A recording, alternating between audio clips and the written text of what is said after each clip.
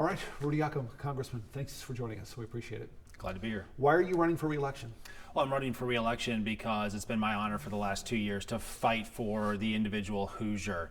Hoosiers of Indiana's 2nd Congressional District, whether it is veterans who deserve the health care that they earned from serving this country, or that grandmother who is short $100 from Social Security that needs our help. We have spent the last 2 years on the ground fighting for them, hearing concerns from Indiana's 2nd District, and then making sure that we fight on behalf of Hoosiers in Washington, D.C. Your opponents have been highly critical the last election cycle and this election cycle for the lack of a debate. Why did you refuse to debate in both election cycles?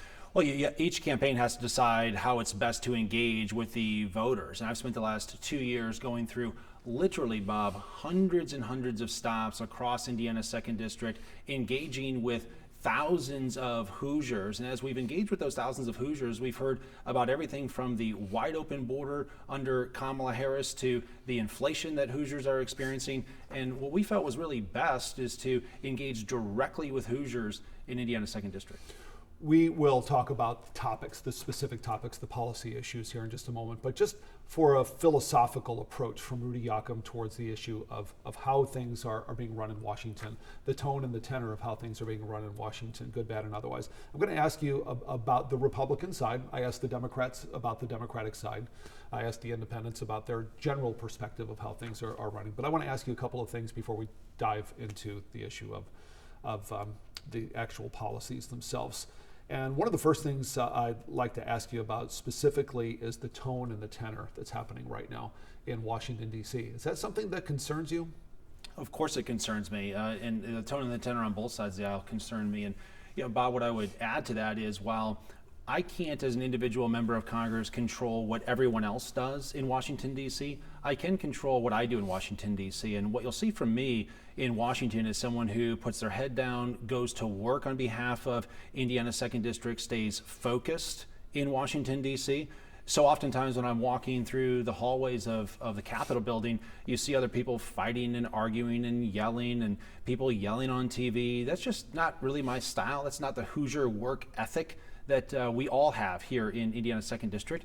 And so for me, rather than pay attention to the noise in Washington, you'll find me putting my head down, going to work for Hoosiers. There is a lot of noise in Washington right now, and much of it is coming from and then related to some of the things that President Trump is saying on the trail. I'm not going to ask about what his surrogates are saying. There's been a lot of talk about this whole Madison Square Garden thing and some of the jokes ahead of time. Those didn't come out of his mouth, so I'm not going to attribute those directly to him. But he has said some things that have been troubling for a lot of people. For example, calling the United States the garbage can of the world, talking about migrants in a way where you're not really sure if he's talking about illegal or legal migrants, and saying it's poisoning the culture of America. Those are some troubling things to some people who are students of history, using terms like poisoning the blood of America, reminiscent to what we heard out of World War II Germany. Any of that give you pause? Yeah, there's plenty of troubling things that do happen in Washington, D.C., up to and including even recently Kamala Harris and the Democrats calling the Trump rallies, Hitler-style rallies, literally calling him Adolf Hitler himself. But for me, what I focus on, again, is not paying attention to the noise. I focus on policy. Whether it's making but that's whataboutism. What about this guy? What about this guy? What about your guy? What do you defend what he's saying? I'm not asking you to defend her. I'm asking you to defend him.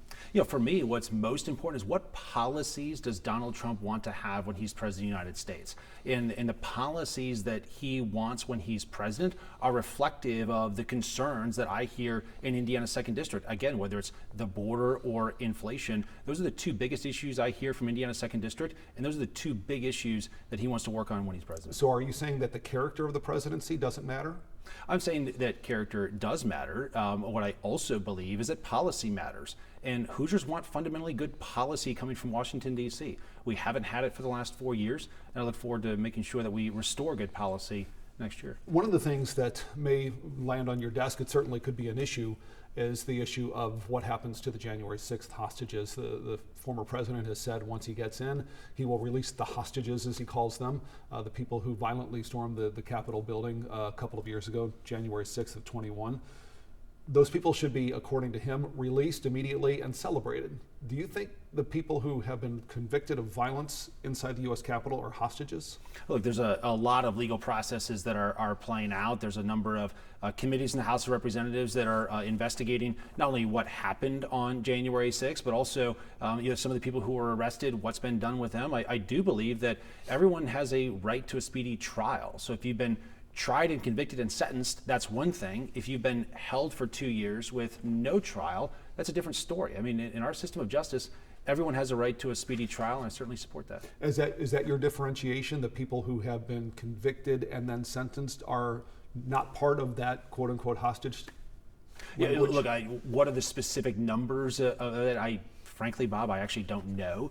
When I travel around Indiana's 2nd District, again, the big issues that we hear about are the failures of this administration. Last question on this, and then we'll get into the issues. And that is the general nature of the Republican Party currently. There seems to be, it's an all in or all out. And the question is surrounding Donald Trump. And I'll give you a prime example of that. Liz Cheney was the person who was third in charge of the House. She had arguably the most conservative voting record in the House of Representatives. She had one thing that she did that went against leadership, and that was she felt as though Donald Trump was trying to overturn a fairly run election. Because of that, she was drummed out of the party. She's persona non grata. She has since, of course, gone on to endorse Kamala Harris, but being drummed out of the party happened long before any endorsement of Kamala Harris.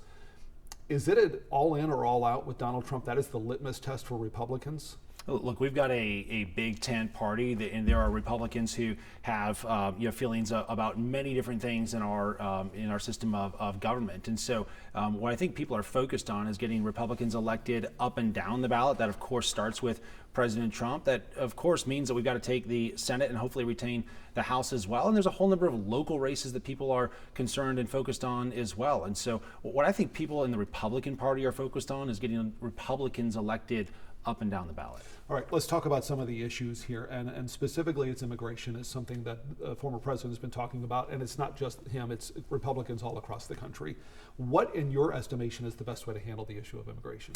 Well, I've said for the last 2 years that President Biden created this crisis with the stroke of a pen.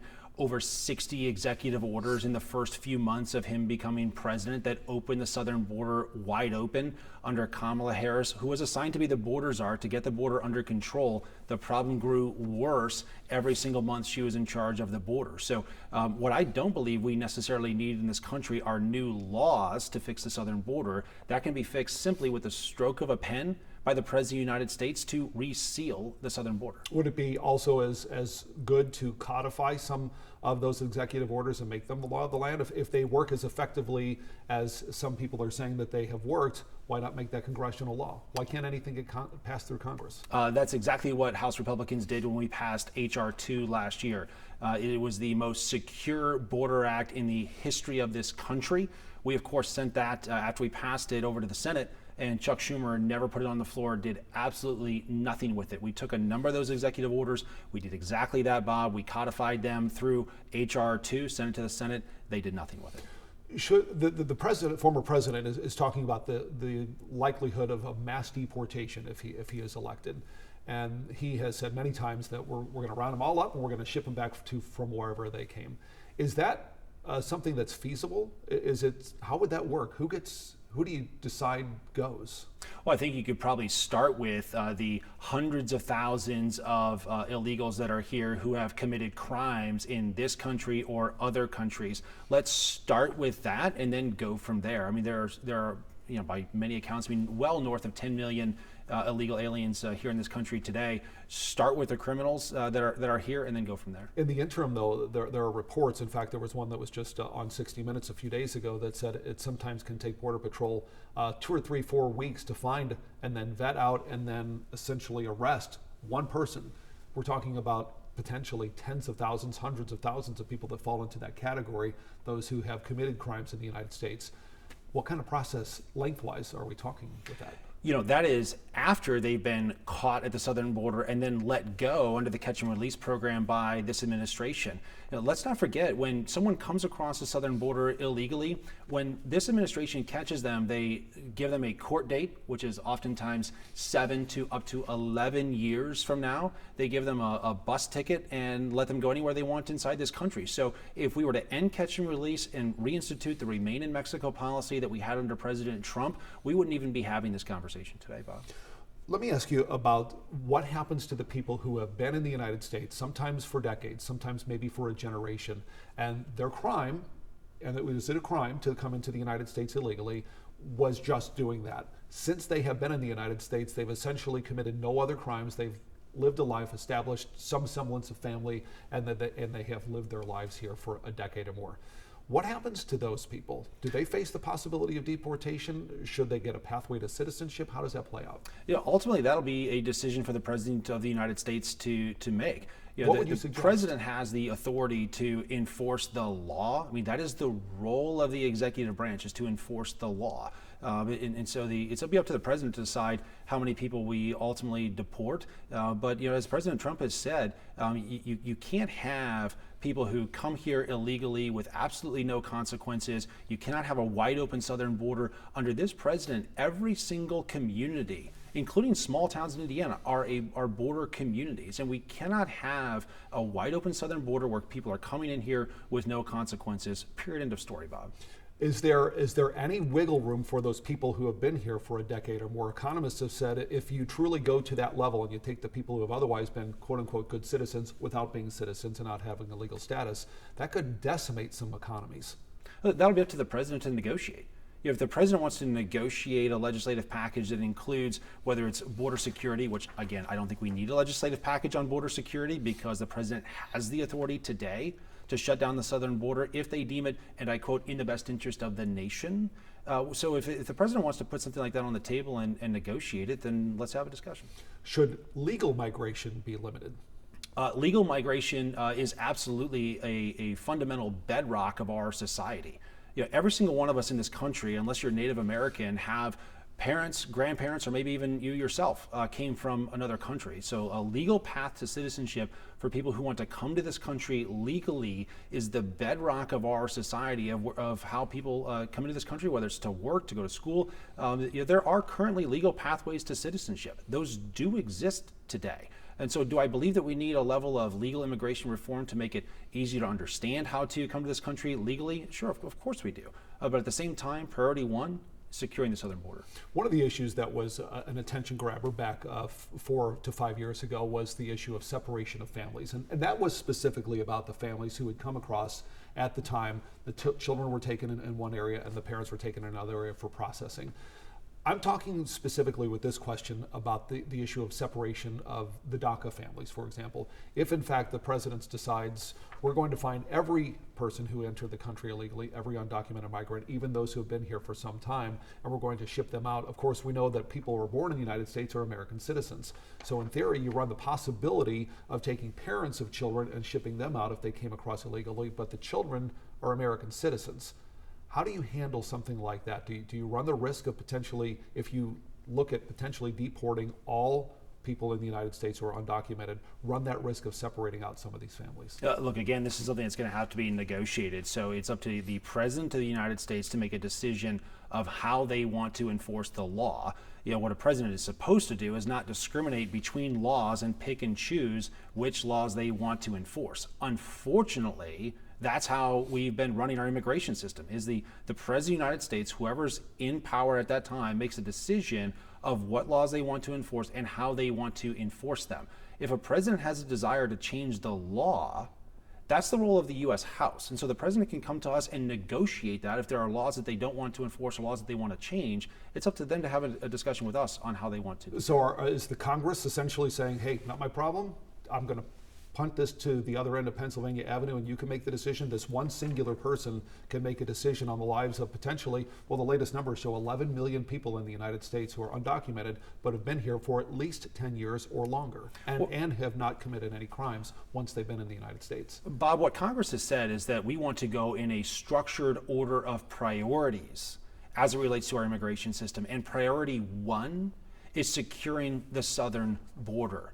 We've had record numbers of people coming over the southern border, again, because of the crisis that this administration created. And so our top priority in immigration is securing the southern border. Once that's done, we can have a discussion about what we're going to do with everything else. It sounds like the approach, while some steps could be more immediate than others, this could be I talked about generational families in this scenario. This could be a generational approach. This is not a quick fix. Other than the southern border issue, the rest of it, those additional steps, could take years, if not decades. You're absolutely right about that. This whole immigration process and immigration reform will indeed take time to play out. What should not take time to play out is the crisis that never should have been created under the Biden-Harris administration, which is the crisis at the southern border. We've all seen the videos of mass migrations of people pouring across the southern border. People are literally losing their lives every single day trying to get into this country along the southern border. And then, Bob, as I go throughout Indiana's 2nd District and talk to law enforcement officials, healthcare officials, all kinds of communities, and the strain that everyone's feeling from the mass illegal migration that's taken place, there's no community that isn't a border community under this administration. Let me ask you a final question on immigration, and that's related specifically to the issue of what happens once we come to some sort of conclusion on the issue of how these people seek asylum. And I'm speaking of like Venezuela. There's a lot of discussion about the crime coming in from Venezuela and the criminals coming in from Venezuela. But there are also, we know for a fact, according to Border Patrol, there are a lot of people who are legitimately leaving and fleeing danger, and which is the classic definition of someone seeking asylum. And the process just takes so long. How do you fix that and still protect the people who are legitimately seeking asylum? How do you vet them out and quickly so they're not living in continued danger and trying to make truly a better life for themselves for all the right reasons? Well, what you have to do, Bob, is not allow for this massively broad scope and an abuse of the asylum claim system that the Biden-Harris administration has allowed. Once you allow for the level of abuse that's taken place, where no matter what country you're from, you show up at the southern border, you walk across, you claim asylum, you're given a court date in 7 to 10 years, you can go anywhere you want in the country, and then you're told to show up hopefully in 7 to 10 years. When you do that, you create the crisis that we have. What you have to do is narrow the scope of the asylum claims to the countries that do actually have a qualifier for asylum. You start with that, and then secondly, again, you may have to look at something like a remain in Mexico policy. If you come across the southern border, should you be allowed to wait here in the United States for your asylum claim to be adjudicated, or should you have to wait in a country that you were crossing through originally to get to the United States? Would that require the authorization, the cooperation of the Mexican government? That has happened at times, other times it hasn't. Does the Mexican government ask us when they allow people to come through? They ask us for our cooperation when they allow a flood of immigrants to come across their southern border illegally and then walk all the way through the country? Sometimes you have to have strong leadership in this country. I think that policy is certainly a part of it. Let me ask you about the economy. We'll move on to that topic right now. In a free market system, what specifically can the Congress do to try to bring down the price of eggs and milk, gas, rent, etc.? Very simple. Get out of the way. Simply get out of the way. When you do things like declare war on American energy, you end up with higher gas prices. Whether that's the cost of oil, gasoline at the pump, natural gas that we use to heat our homes. No American is immune from the increased cost of groceries at the grocery store or gas at the gas pump. And so you've got to get out of the way, allow the free market American economy to operate. And when you do that, you start to see the cost of everything come down. That's one layer of that. The second layer, Bob, is when House Republicans took the majority in January of last year, one of the very first things we did was we stopped all of the additional trillion-dollar spending packages that go over and above our normal appropriations process. That single act alone, on behalf of House Republicans, is what has started to cause or allow inflation to come down to the point where even in the last few months, the Federal Reserve can start to lower interest rates. The former president is talking quite a bit about the issue of tariffs and essentially a widespread across the board. Everything that comes in from China is going to get a tariff that ranges anywhere from 100 to 200 to 500%, depending upon the item. But it's a widespread tariff. Economists have said a widespread blanket tariff approach will generally cost the average American family about $2,000 per year.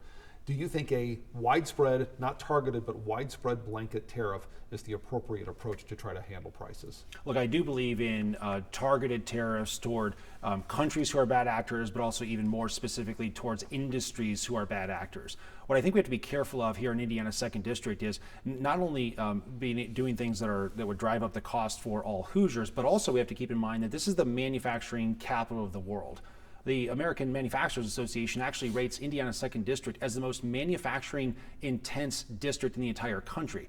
A lot of the inputs to production here are imported from around the world. What we also have to be careful of, Bob, is our farmers here in Indiana's 2nd District, not only do they feed this nation, but they also export their agricultural products around the globe. And making sure that we can have the free flow of trade is a good thing, but I don't think we should be afraid to use targeted tariffs towards countries and industries who are bad actors. Is there anything Congress can do at this point to bring down the price of eggs? We already talked about what in broad scope can be done. Is there anything that can happen quickly in the form of legislation to bring down and have an impact that could affect people within a couple of months?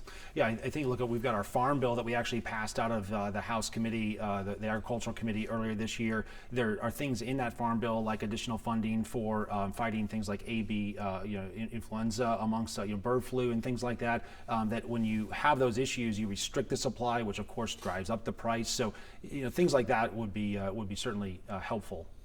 Let's move on to the issue of abortion. Let me back up one more question about the economy. How would you rate the U.S. economy in total? We know that you're not a fan of what's called Bidenomics. You don't like that approach, and you believe strongly that approach has been a significant driver in some of the down things that have happened in the country. But overall, looking at record stock markets, the job market appears to be fairly strong right now. New numbers just out this morning show that more Americans are growing more optimistic about the economy. How would you look at the overall big picture economy overall and grade it out? Well, not only am I not a fan of Bidenomics, more importantly, the constituents of Indiana's 2nd District are not a fan of Bidenomics.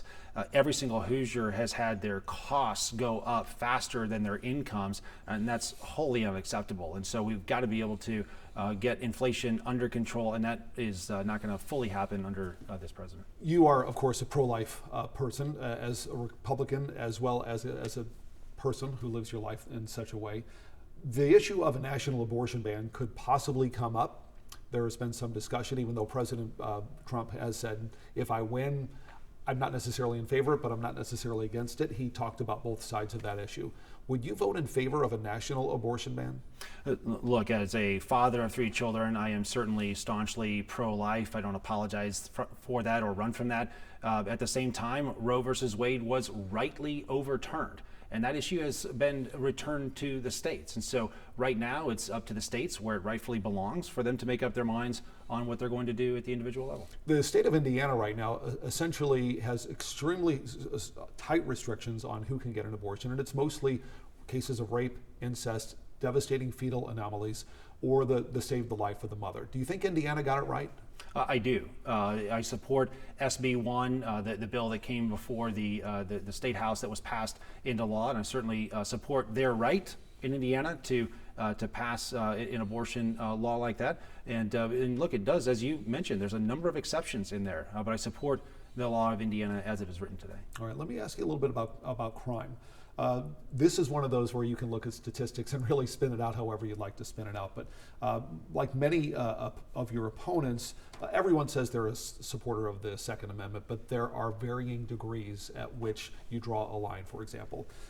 Are there any weapons in your mind as a supporter of the Second Amendment that should be included in a ban in the country? Look, I support not only my staunch Second Amendment supporter, I also support the laws as they are currently written. And so, shall not be infringed means just that, shall not be infringed. And I'm a very strong Second Amendment supporter, and I've got a voting record that reflects that. There are some, in fact, one of your candidates is saying that because the right shall not be infringed should be taken literally, meaning you should be able to own any weapon you would like to own, including fully automatic weapons, military-grade weapons, etc., like that. Do you believe that goes too far, that the United States could potentially someday allow for the ownership? If you read it literally, the Second Amendment should own, and you could own any weapon.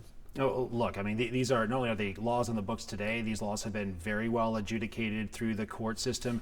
And so I support the laws that are there today. But again, a very strong Second Amendment supporter as it stands today. What about AR-15s? There are some people, many people in fact, who say AR-15s it's right around that line. It's in that gray area. It's a military style weapon. It's an automatic weapon. It's the weapon of choice for most mass shooters, especially school shooters. Should there be any limitation on the ownership or the future potential ban of an AR-15? Would that be included in that military style weaponry that some people say should be banned? You know, Bob, the problem with banning AR-15s is once you go down that road, do we think that the other side is going to stop at that? Are they going to then go and ban pistols? Are they going to then go and ban all rifles? Are they going to then go and ban all guns, period, end of story, which is the goal of many people on the left side of the aisle? Of course they will. And so I see no need to ban AR-15s. So because these weapons have been used in significant circumstances and in horrific circumstances, we've seen school shootings, et cetera, because of the possibility that somewhere down the road someone might try to ban something else, you're saying don't ban anything? Look, what I also support, Bob, is funding for schools who want to put in enhanced security measures. Fully support that. And look, every loss of life is an absolute tragedy. I mean, I've lost friends of my own at the hands of someone who used a gun as their weapon of choice. And so every single loss of life is an absolute tragedy, and we grieve with people, with those who grieve, certainly.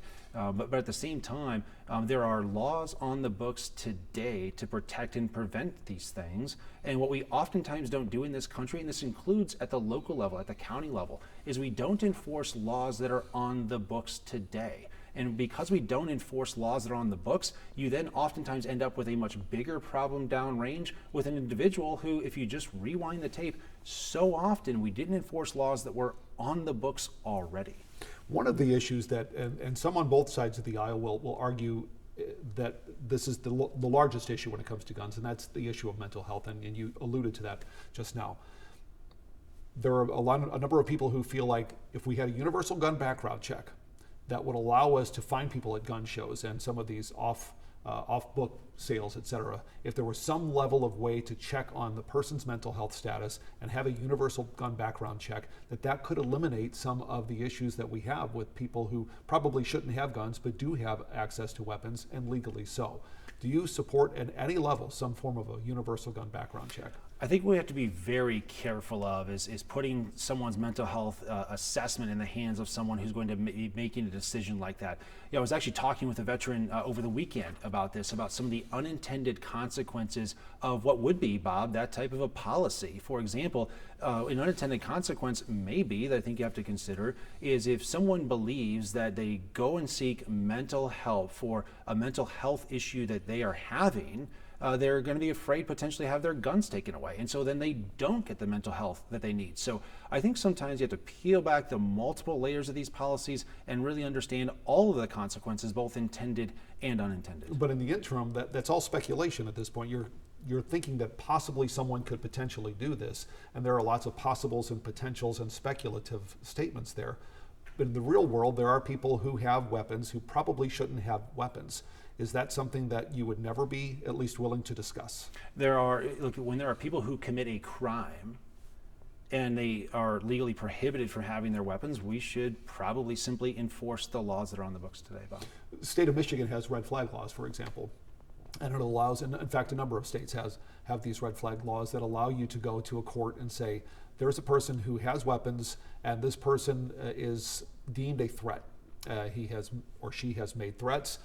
There are signs of mental health concerns, and a court ultimately decides should that person have these weapons, and for how long should that person have these weapons removed from him or her. Are you in favor of any red flag laws?